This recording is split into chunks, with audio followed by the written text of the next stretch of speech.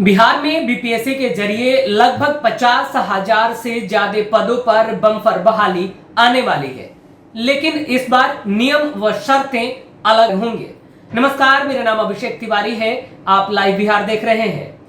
बिहार में बीपीएससी को लेकर के सवाल हमारे कमेंट बॉक्स में लगातार अभ्यर्थियों के आ रहे हैं। पहले उस मुद्दे पर आते हैं।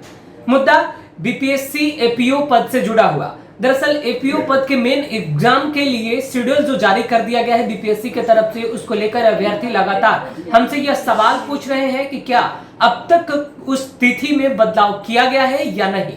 तो आप यह जान लीजिए कि बीपीएससी आयोग अपने तरफ से अब तक उस तिथि में बदलाव करने को लेकर कोई भी निर्देश जारी नहीं किया है। अब आते हैं सीधे मुद्दे पर कि आखिरकार बीपीएससी आयोग की तरफ से 50,000 पदों पर बहाली जो निकाली जाएगी वो किन पदों के लिए होगी और उसके नियम और शर्तें क्या होने वाली है।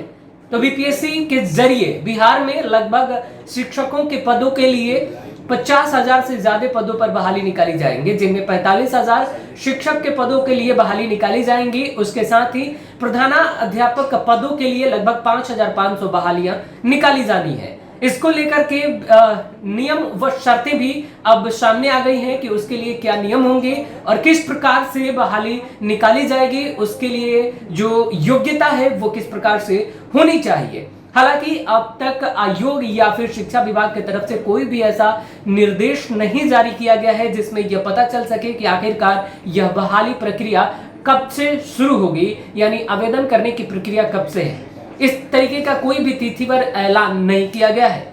चलिए जरा आप जान लेते हैं कि आखिरकार शिक्षकों की पदों की बहाली के लिए क्या नियम और शर्तें लागू किए गए हैं। तो शिक्षक पद पर नियुक्ति के लिए देखिए क्या नियम और शर्तें लागू किए गए हैं।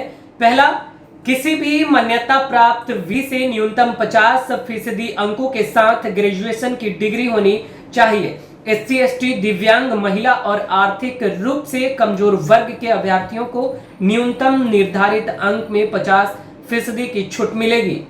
दूसरा नियम है कि डीएलएड, बीटी, बीएलएड की डिग्री भी जरूरी है। साथ ही 2012 या उसके बाद शिक्षा पात्रता परीक्षा पास होना भी अनिवार्य है। तीसरा, पंचायत प्रारंभिक शिक्षक, नगर प्रारंभिक शिक्षक के रूप में कार्य करने का लगातार 8 सालों का अनुभव भी होना चाहिए। इसके साथ ही प्रधानाध्यापक पदों पर भर्ती के लिए जो आवश्यक योग्यता है उनमें प्रमुख है मान्यता प्राप्त विधि से न्यूनतम 50% अंकों के साथ पोस्ट ग्रेजुएशन, एससी एसटी, दिव्यांग, महिला और आर्थिक रूप से कमजोर वर्ग के अभ्यर्थियों को न्यूनतम निर्धारित अंक में 50% की छूट मिलेगी। दूसरा, मान्यता प्राप्त संस्थान से बीएड या बीएड की डिग्री भी होना चाहिए। तीसरा, माध्यमिक शिक्षक पद पर लगातार 10 साल कार्य करने का अनुभव होना चाहिए। उच्चतर माध्यमिक शिक्षक के रूप में कार्य करने का 8 साल का अनुभव भी होना चाहिए। चौथा, न्यूनतम आयु 31 वर्ष और अधिकतम 47 वर्ष होनी चाहिए।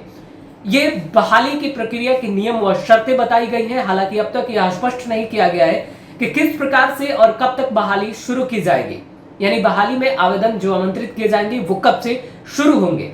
शिक्षा मंत्री का कहना है कि नियोजन इकाई के अंतर्गत जितने भी शिक्षकों की बहाली कराई गई है उनमें से कुछतर ऐसे शिक्षक हैं जिनके ऊपर सवाल खड़े होते नजर आ रहे हैं। इसी के मद्देनजर पूरी शिक्षा प्रणाली की जो व्यवस्थाएं हैं वो अब नए सिरे से नए ढंग से तैयार किए जाएंगे। इसी में पहला कदम 50,000 से अधिक पदों पर बम्पर बहाली निकाली गई है और यह बहाली की पूरी प्रक्रिया अब बीपीएससी के जरिए होनी है। बीपीएससी आयोग वैसे भी बिहार में काफी सक्रिय भूमिका निभाता है। अब देखने वाली बात है इस पूरी प्रक्रिया को लेकर के आयोग की क्या रणनीति होती है और आयोग कब तक आवेदन आमंत्रित करने की तिथि निर्देशित करता है। फिलहाल इस खबर में इतना ही। आगे की खबरों के लिए आप बने रहे हमारे साथ। नमस्कार। लाइव बिहार यूट्यूब पर सब्सक्राइब और फेसबुक पर लाइक जरूर करें।